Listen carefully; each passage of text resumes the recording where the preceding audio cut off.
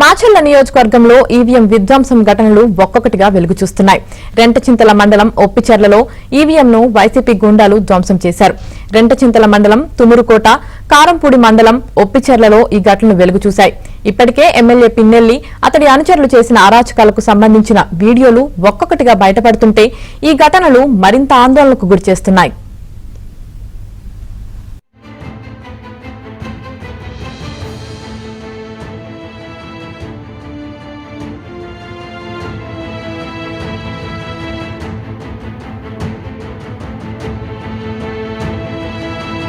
మండలం ఒప్పిచెర్లలో ఈవీఎంను వైసీపీ గూండాలు ధ్వంసం చేశారు.